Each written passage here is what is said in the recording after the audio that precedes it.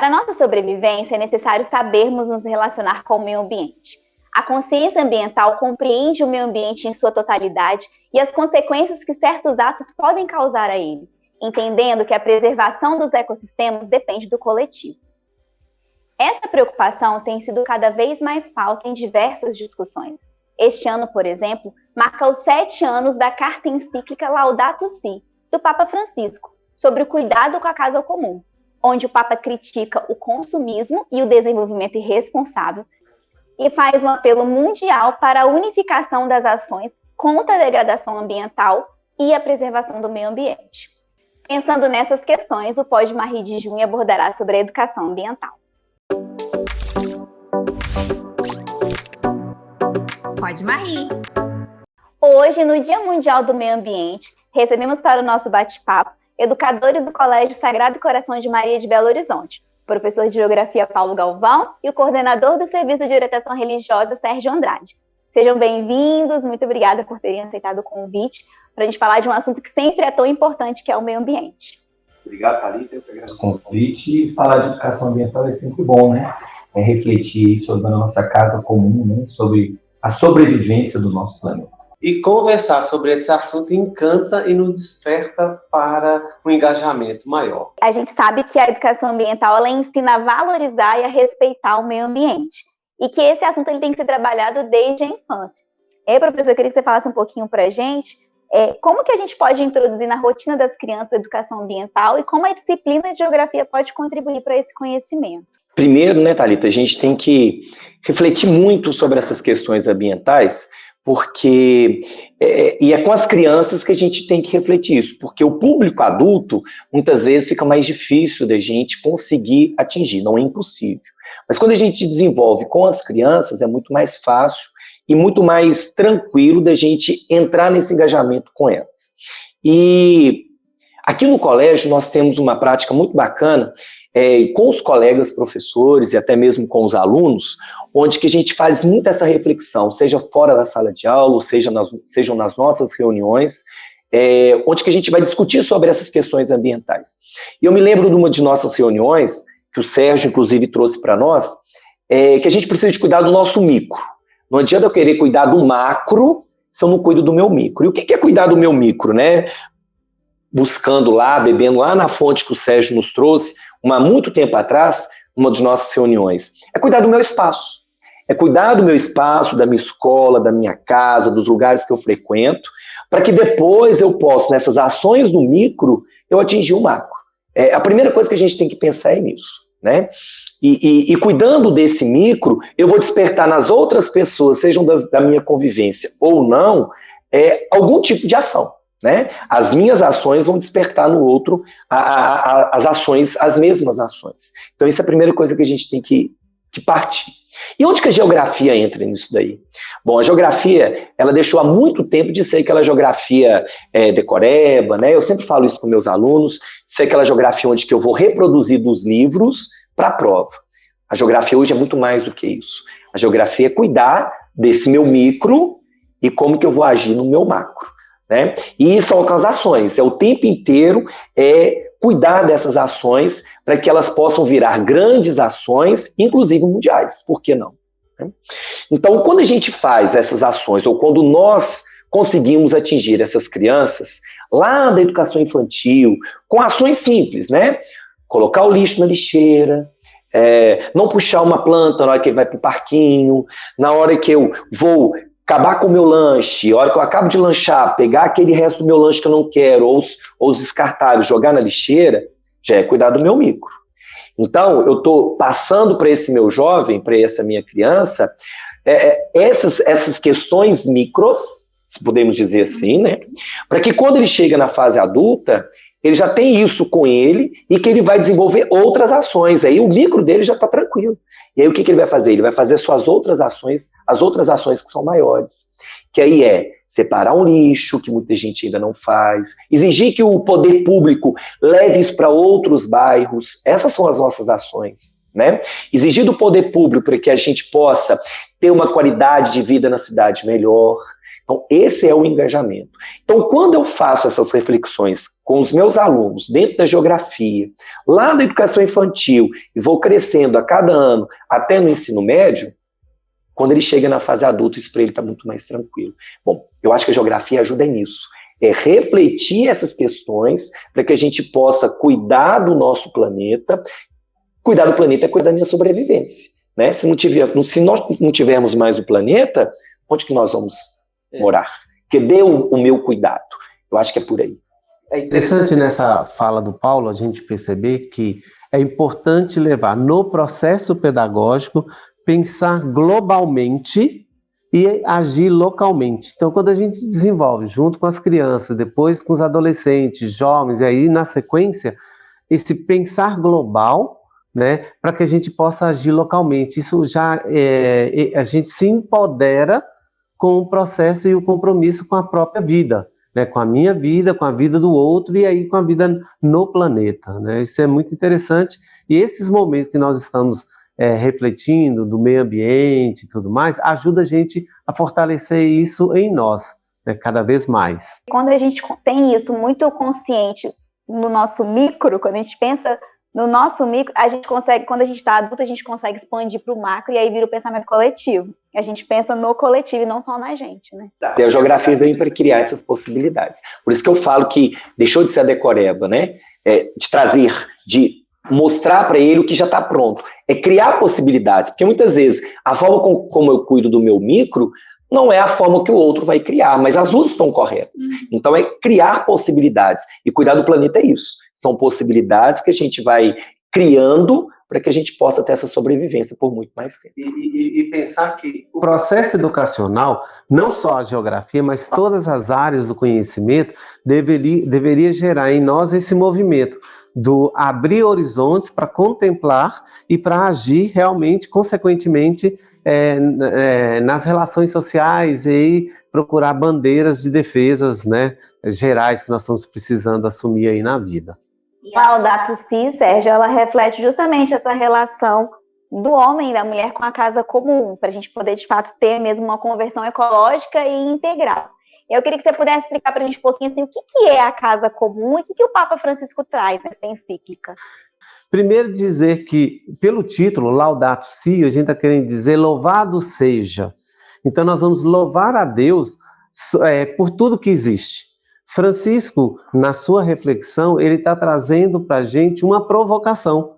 Ele quer despertar em nós, cristãos, um compromisso com a natureza, com a casa comum, e quer também, não só com os cristãos, mas com todas as pessoas de boa vontade, como ele fala, e é uma citação bíblica, o compromisso com esse espaço que nós temos, com essa dádiva de Deus, né? A gente sabe que, e temos acompanhado isso aí, que existe uma degradação ambiental, existe uma ação do homem levando ao planeta à sua exaustão.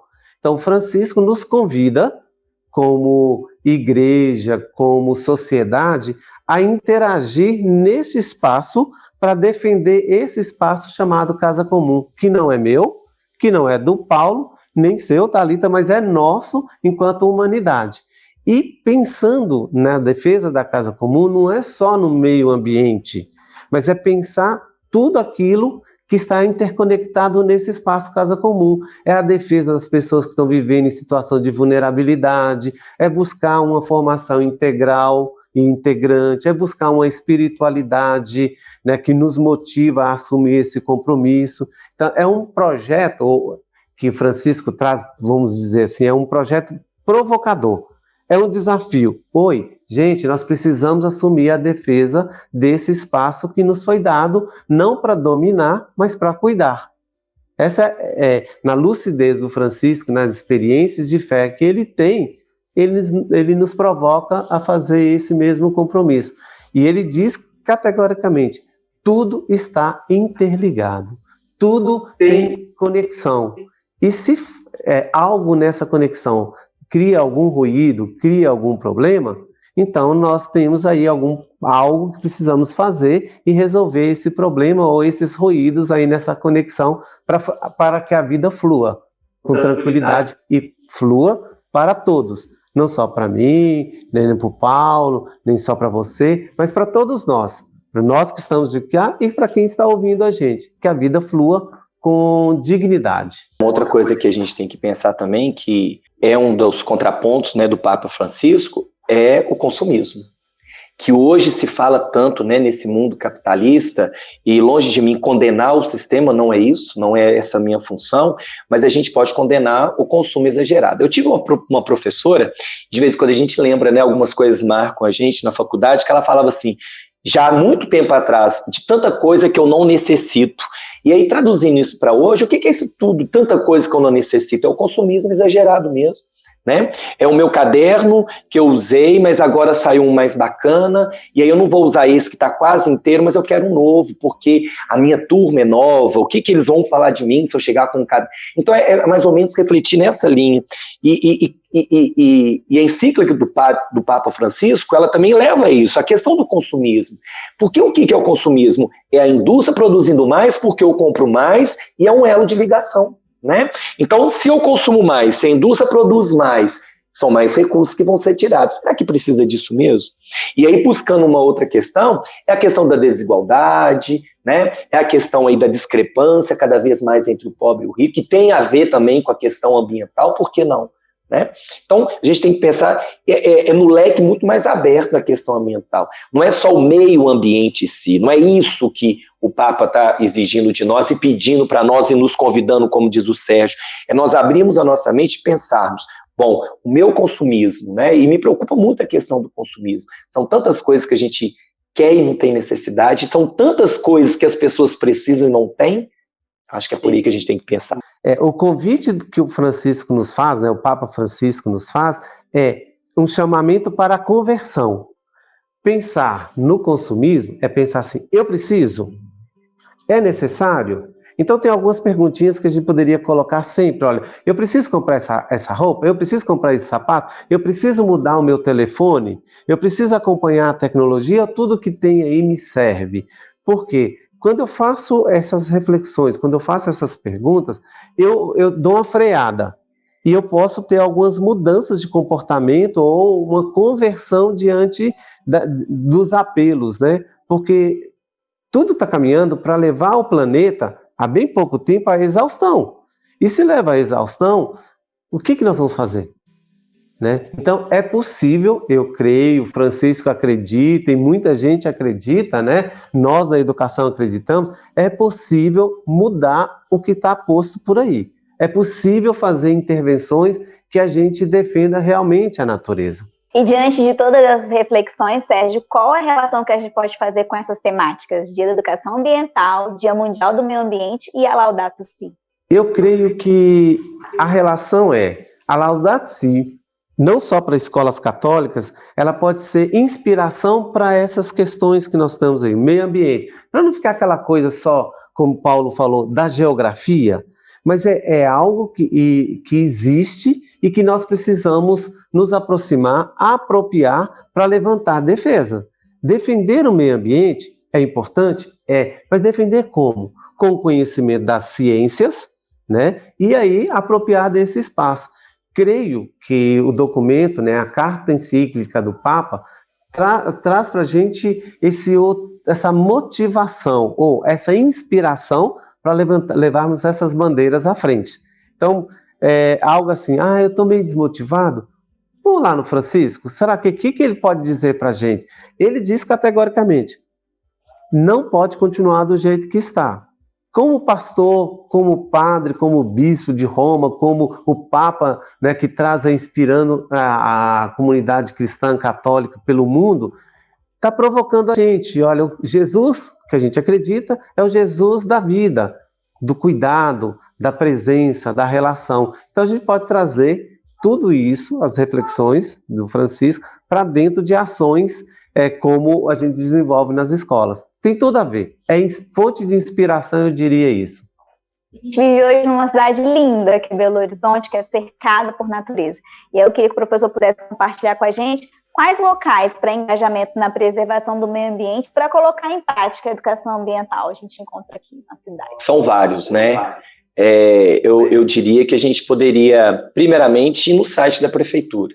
tem vários parques ecológicos que oferecem oficinas, né, de educação ambiental. Eu posso citar alguns aqui, o Parque das Mangabeiras, de segunda a sexta, e principalmente final de semana, tem oficineiros, né, que eles estão ali para poder divulgar o parque, não só divulgar o parque, a beleza do parque, mas com oficinas de meio ambiente. Tem a SLU, que também divulgam vários cursos, né, de educação ambiental, jamais na área da questão da produção do lixo e destino do lixo. Tem a Lagoa do Nado, que fica ali próxima na Pedro I, na próxima Venda Nova, que é um outro parque também. Tem o Parque das Águas, que é belíssimo, que poucas pessoas conhecem aqui em Belo Horizonte, que fica no Barreiro, é o Parque Burle Marx, se não me engano, fica no Barreiro, um espaço bacanérrimo para curtir e que também tem muitas oficinas. E tem outras formas de engajamento, né, Thalita? Tem hoje aí na cidade a questão da Serra do Curral, que a gente não pode deixar passar de liso, né, Sérgio? E que tem várias frentes aí, várias caminhadas.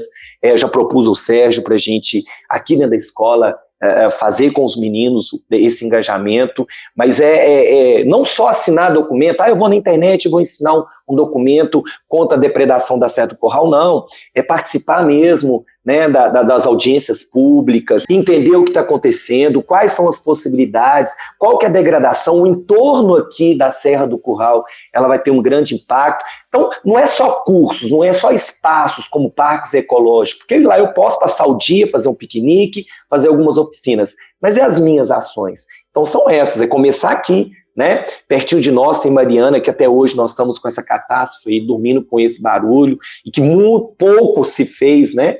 Mas, enfim, são vários pontos de engajamento. Ou de leituras, né? Eu estou com um livro que chama Ecopapo, do Paulo André Barros de Mendes, e que ele traz vários artigos mesmo, quando ele trabalhou num jornal, e que ele escrevia para uma coluna ambiental, e que é muito bacana. Então, assim, é da experiência dele, então não é nada do outro planeta, não é nada de outro país, é da experiência dele, né? Tem vários casos aqui que são mais do que atuais e que realmente ele traz para a gente, são contos, é muito interessante, vale a pena, tem vários outros livros que falam sobre educação ambiental, mas, para mim, o melhor lugar é o site da prefeitura. Tem vários lá, cursos, inclusive tem um que chama Ecoescola, né, na prefeitura, você cria um cadastro, você entra, tem vários cursos que as pessoas podem fazer dentro da educação ambiental. Beleza do entorno de Belo Horizonte. E quando a gente tenta contemplar o Belo Horizonte, realmente ele é muito, muito belo, aí a gente vai vendo essa situação que o Paulo está trazendo. Existe um movimento em relação à Serra do Curral, né? Precisamos defender? Precisamos. É um compromisso? Sim, a Laudato Si nos impulsiona para esse tipo de compromisso. Mas, do outro lado, a gente pode ver, tem a Serra da Piedade. Existe um problema ali? Existe. Precisamos defender? E tudo tem a ver com o posicionamento de mineradoras. Mas se a gente, olhando um pouco para as ruas, as veias da cidade, existe um movimento muito interessante que são dos catadores. Eles fazem todo um trabalho nessa perspectiva do cuidado com o meio ambiente. E eles retiram desse espaço, até para a sobrevivência, aquilo que nós jogamos fora, descartamos de maneira equivocada. Então, esse olhar para o meio ambiente, né, e olhar para a nossa cidade, nós vamos encontrar muitos desafios, mas muitas conquistas aos poucos surgindo por aí. Então, vale a pena. É um compromisso. Eu acho que a gente precisa cada vez mais se ocupar os nossos territórios de relacionamentos na sociedade e pedir, né, e envolver nesses compromissos com a defesa do meio ambiente, com a defesa ecológica, com os compromissos aí, como diz o Paulo. Não é só do meio ambiente, mas é do meio ambiente e de tudo aquilo que aborda e que traz o meio ambiente para suas relações, o ser humano, né? E aí vai, a gente tem toda uma gama de temas e conteúdo para que pode render outros tantos papos pode marrir. Acredito muito que a consciência ambiental requer a busca por informação. E quando a gente está bem informada, a gente tem consciência das nossas atitudes, dos nossos hábitos, o que de fato é ecologicamente correto, qual a preocupação que a gente precisa ter com o meio ambiente. A gente está caminhando para encerrar o nosso Pode Marrir, então eu gostaria de agradecer mais uma vez a participação do professor de Geografia Paulo Galvão, e do coordenador do Serviço de Orientação Religiosa, Sérgio Andrade. Eles são educadores do Colégio Sagrado Coração de Maria de Belo Horizonte. Muito obrigada mais uma vez pela participação. Agradeço o convite, né? É sempre muito bom, como eu disse no início, a gente falar sobre o meio ambiente, sobre a nossa casa comum, sobre nossas ações. Eu que agradeço mais uma vez o convite e deixar a dica, né? Vamos mudar o nosso micro, o nosso espaço, sem pensar lá na frente. Vamos mudar o nosso, que pensando no nosso, a gente chega lá na frente. Também agradeço esse momento e diria, louvado seja, e que a gente se comprometa com a defesa da casa comum, né? Tudo está interligado, conectado. Estamos conectados. Vamos defender esse espaço. Uma pessoa consciente é aquela que possui a capacidade de refletir sobre si mesmo, seus atos, suas atitudes e as consequências que elas trazem. E a consciência ambiental demanda toda essa reflexão. Por isso, hoje, deixamos um dever de casa para você. Quais atitudes simples no dia a dia você tem realizado para preservar o meio ambiente? É isso, até a próxima edição do Pode Marie. Até mais. Tchau!